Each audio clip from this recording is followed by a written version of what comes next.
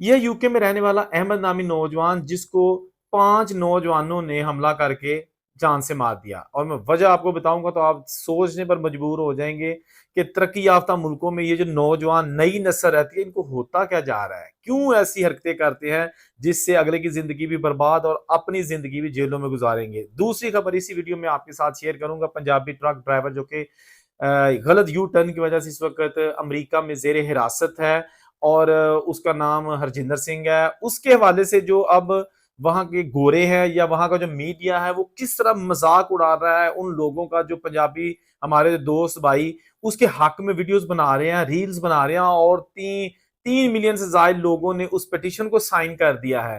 तो अब वो इनका जो बड़े बड़े चैनल्स हैं कैसे मजाक उड़ा रहे हैं कि कैसे जो है एक देसी कम्युनिटी जो है ना इलीगल बंदे के साथ खड़ी हो गई है जो 3 बंदों का कातल है, ये वो कह रहे हैं। इसकी भी अपडेट आपके साथ शेयर करूंगा।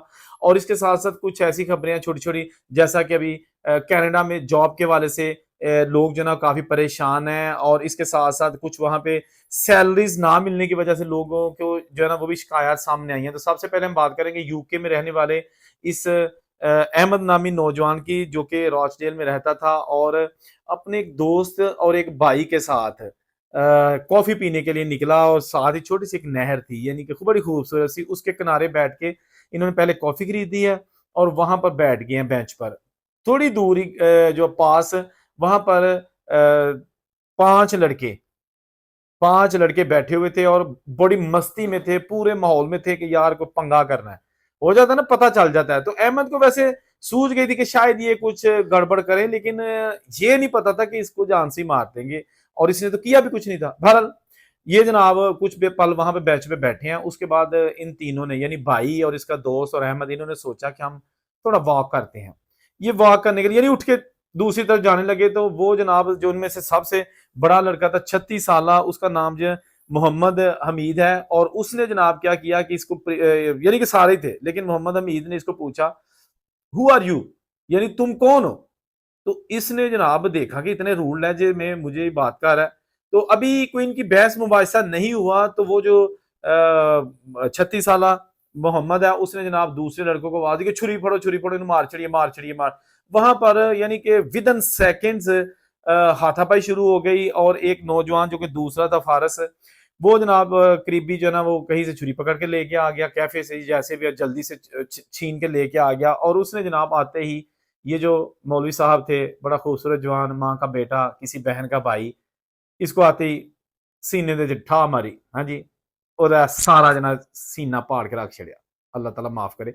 उसके बाद साथ ही जनाब दूसरा एक इसका दोस्त था, उसको भी उन्होंने वार किए। ये जो असल में मोहम्मद नामी लड़का था जिसको बड़ा कट लाया था, वो जनाब उसको एक दो और कट लगाए और साथ ही नहर में धक्का दे दिया। वो नहर ये नहीं कि जो मतलब तेज पानी के बहाव वाली होती है, झील टाइप होती है, उसमें धक्का दे दिया। और उसके बाद जनाब वहां से निकल गए, वहां से भाग गए, क्योंकि उन्हें पता था कि काम पुट्ठा कर बैठे हैं, गले पे आ जाना है। अच्छा, उसके बाद जनाब फौरी तौर पर एम्बुलेंस कॉल की गई, फौरी तौर पर जो है ना वो पुलिस वहां पे आ गई, पैरामेडिक स्टाफ जब आया तो उन्होंने इतनी देर में वो ना अभी हाथ में मार रहा था और वो बाहर निकल आया, वो जो जिसको मारा था इन्होंने और अपनी तरफ से मार के फेंक दिया था, तो वो बाहर आके बैठ गया। तो उसके बाद पैरामेडिक स्टाफ वहां पे आ गया, और उन्होंने जब इस अहमद नामी नौजवान का कट देखा और इसकी हालत देखी, तो उन्होंने कहा कि अगर इसको हॉस्पिटल लेके गए फौरी तौर पर, हो सकता है ये जख्मों की ताब ना ला सके और दुनिया छोड़ जाए। उन्होंने फौरी तौर पर वहां जितना भी इसको फर्स्ट एड दे सकते थे दी। उसके बाद ये हॉस्पिटल ले गए और ये वहां पर जाके अगले दिन इस दुनिया से चला गया। अगले दिन ही जनाब जो 2 नौजवान थे उनको पकड़ लिया, तीसरा नौजवान 1 महीने बाद पकड़ा गया। बाकी 2 नौजवान जो है ना वो अभी टीन एजर थे, यानी उनकी उम्र 17 साल थी, इसलिए उनके नाम भी जो है ना वो सामने नहीं लाए गए।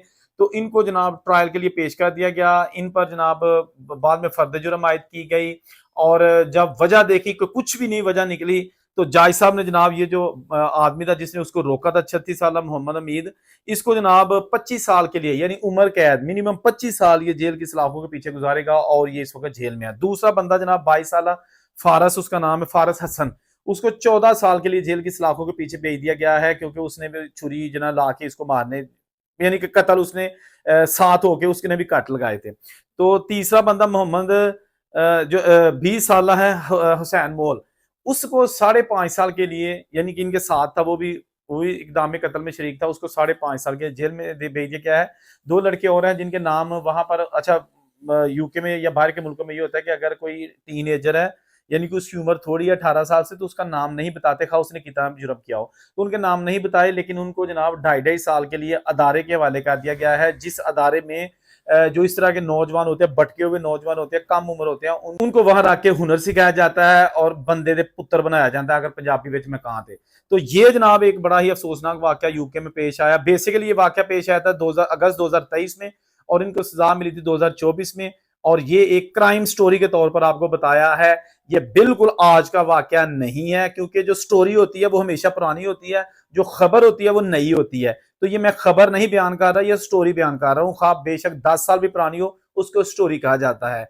अच्छा, अब बात करेंगे हम जनाब ये जो पंजाबी ट्रक ड्राइवर जिसने वहां पर अमेरिका में गलत यू टर्न लिया था, और एक कार उसमें जा घुसी थी, और उसमें 3 बंदे, 2 बंदे यानी कि मर्द और एक खातून, ये जनाब इस दुनिया से चले गए थे। उसके बाद जनाब इस बंदे को, हरजिंदर सिंह को, तो गिरफ्तार कर लिया पुलिस ने। और जब इसकी पहली बार अदालत में पेशी आई और इसने सर नीचे किया हुआ, तो बड़ा मासूम चेहरे के साथ जब इसकी अपीयरेंस आई हुई, तो जनाब जितने भी majority of them Punjabi community के जो हमारे दोस्त भाई थे, यूट्यूबर थे, या जो भी वहां पे काम करते हैं, उन्होंने फिर अपने अपने सोशल मीडिया पर एक मुहिम चलाई कि इस बंदे को माफ कर दिया जाए। किसी ने कह दिया जी उसको 45 साल सजा हो गई है, हालांकि 1 साल भी अभी तक उसको सजा नहीं हुई, उसका अभी केस चलेगा और केस चल रहा है। पर 45 साल सजा हो गई जी, बहुत ज्यादा, पिटीशन साइन करो।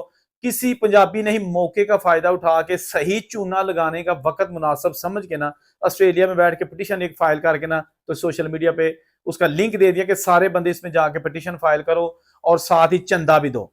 अब चंदा किसी ने $20, किसी ने $40, किसी ने $100, किसी ने $5, वो साथ पिटीशन डाली, साथ ही चंदा जमा करा दिया ऑनलाइन। वो जनाब तकरीबन करोड़ों रुपया इकट्ठा कर लिया उस बंदे ने, जो जिसका एक पैसा भी हरजिंदर सिंह को नहीं मिलेगा, ना इसकी फैमिली को। वो दिहाड़ी ला के साइड पे हो गया। तकरीबन 30 लाख अफराद ने पिटीशन साइन कर दी दुनिया भर से, और उसका रत्ती भर फायदा इसलिए नहीं है कि वहां के जो आला हुकाम है उन्होंने कहा कि जी ये डेलिब्रेट यानी जानबूझ के ये कत्ल किया गया है। वो कहते हैं, गोरे कहते हैं कि ये कोई एक्सीडेंट नहीं, हम इसको मानते। इसको साइन बोर्ड पढ़ने नहीं आ रहे थे, इसको इंग्लिश नहीं आती, इसके पास पेपर्स नहीं थे, और इसे पता था कि ये इलीगल यू टर्न है, मुझे नहीं लेना, लेकिन इसने अपना टाइम बचाने के लिए, अपना पैसा बचाने के लिए, कंपनी का जो है ना वो फ्यूल बचाने के लिए, इसने बहुत दूर आगे यू टर्न की बजाय, पहले कहीं मिस कर गया होगा यू टर्न, अब इसने शॉर्टकट लेने की कोशिश की। तो ये जनाब किसी सूरत रायत का मुस्तहिक नहीं है, जो भी कानून के मुताबिक सजा होगी इसको मिलेगी। तो ये एक फिलहाल किसी किस्म की जो पिटीशन है ना, उसका फायदा होता नजर नहीं आ रहा। अगर फायदा किसी को हुआ है तो उस बंदे को हुआ है जिसने ये पिटीशन लॉन्च की थी, और उसने जनाब ठीक ठाक लंबी दिहाड़ी ला ली है। वो की कहते ने लागियां लाग लीला ने भावे जाते रंडी हो जे, समझ गए? नहीं समझे तो पंजाबी वाले तो समझ गए होंगे। अच्छा, इसके साथ ही जनाब ये एक उसके पग के हवाले थी, क्योंकि हमारे जो सरदार भाई ने देखा ना पगड़ी पहनते हैं, तो उनकी ये जो हरजिंदर सिंह है ना, इसकी पगड़ी नहीं थी, ठीक है। तो अब जनाब जो सिख कम्युनिटी के हमारे दोस्त भाई हैं, उन्होंने कोशिश की है, पुलिस से मिले और कहा है कि यार कम से कम इसका केस तो चले, लेकिन इसकी पगड़ी पहना दो। तो उसके वाले से उन्होंने पुलिस वालों ने कहा कि इसका थोड़ा सा चलान हो ले, तो इसकी कुछ पेशी हम कर लें, उसके बाद इसको बाकायदा पूरी इजाजत होगी, अपनी सिख मजहब के हवाले से पगड़ी पहन सकेगा। चलें, ये एक अच्छी चीज है, क्योंकि हमारे सिख भाइयों का जो दस्तार है वो उसका एहतराम होना चाहिए, इसमें कोई शक नहीं है। अच्छा, अब बात करेंगे हम कनाडा के हवाले से। अच्छा, मेरे कुछ दोस्त हैं कनाडा में, उन्होंने मुझे बताया कि कनाडा में जॉब की सूरत बड़ी बुरी जो है ना हो चुकी है, जॉब्स नहीं मिलती। लड़के लड़कियां खासतौर पर जो स्टूडेंट हैं, इतनी ज्यादा तादाद में इंडियन स्टूडेंट्स वहां पे मौजूद हैं कि अब एक जगह पे अगर वैकेंसी का इश्तहार लगता है ना, तो वहां पर तकरीबन 500 लड़की लड़का जाके वहां पे लाइन में लग जाता है, जबकि 1 या 2 बंदा चाहिए होता है मामूली सी जॉब हफ्ते में 3 दिन के लिए। अब सिचुएशन ऐसी हो चुकी है कि यहाँ पर आज भी अगर किसी से बात करें ना, किसी स्टूडेंट से या किसी पेरेंट से, कि अपने बेटे को स्टडी के लिए कहाँ भेजना चाहते हो, तो वो फौरी तौर पर कनाडा का नाम लेगा। रीजन ये है कि उन्हें पता है कि कनाडा शायद आज भी हुई है जरा, आज तो 10-15 साल पहले सी भाई वो कनाडा नहीं रहा। यह चीज मनने ली कोई नहीं तैयार, लेकिन रियलिटी है ही है, यानी कि ये रियलिटी है। भाई देखिए, आप अगर लाखों रुपया लगा के कनाडा जाते हैं और उसके साथ ही आप अपने बेटे को यहाँ से पैसे भी दे के भेजते हैं कि भाई वहां जाते ही आपकी नौकरी थोड़ी लगनी है, तो ये पैसे भी ले जाओ, तो कितनी देर तक आप उसको पाकिस्तान या इंडिया बैठ के खर्चा भेजेंगे? इम्पॉसिबल। यानी कि वहां काम नहीं है। अगर उसको कुछ चंद घंटे में हफ्ते में काम मिल भी जाएगा तो भाई उसने खाना है, उसने रहना है, उसने फीसें देनी है सेमेस्टर्स की। It seems to be impossible to study in Canada right now because वहां पर अब सिचुएशन जो है ना वो बहुत ज्यादा वर्स हो चुकी है। खास तौर पर जो फैमिलीज है ना वो तो सोचे भी ना, अगर आप अभी जो है ना वो कनाडा मूव हो रहे हैं फॉर गुड, परमानेंट, क्योंकि सिर्फ आपने एक फैमिली मेंबर को वहां पे भेजें और उसके बाद बाकी जो है ना वहां पे आहिस्ता आहिस्ता जाए। खैर ये चीजें वो हैं जो आपको सिर्फ इसलिए हम बताते हैं कि आप ये चीजें हमने देखी हुई हैं, ऑब्जर्व की हुई हैं, ये फर्जी ख्वाबी ख्याली चीजें नहीं हैं। अगर आप इन चीज़ों पे अमल करेंगे या आप कोई भी चीज़ जो है ना उसको अपने तौर पर भी वेरीफाई कर सकते हैं, तो मेरा ख्याल है कि वो ज़्यादा अच्छा होगा। कि एक बंदा था अभी, वो मुझे पिछले दिनों मिला, कहता जी मैं फ्रांस का 40 लाख रुपया एक एजेंट ਨੂੰ ਦਿੱਤਾ ਹੈ, दुआ करो मेरा वीज़ा लग जाए। मैं कहा वीज़े ने तो एजेंट तेन खड़ना ही नहीं है, नहीं भाजी बाई एयर। तो मैंने कहा चल फ्रांस पहुंच भी जाएगा फॉर एग्जाम्पल, तो 40 लाख रुपया जो ना वहां जाके क्या करेगा? कहता जी वहां जाके साइलम करूंगा। मैंने कहा उसके बाद? कहता जी उसके बाद ये होगा कि वहां पर पेपर बन जाएंगे। मैं कहा बस तेरे एजेंट ने जो तुझे पट्टी पढ़ाई है ना तू वही बोल रहा है। पेपर बनने खाला जी का वाड़ा नहीं है, वो बड़े मुश्किल तरीन काम है, दुनिया का सब तो मुश्किल बाहर के मुल्कों में काम है पेपर बनवाना। और वहां पर इलीगल बंदे को तो जॉब भी नहीं मिलती।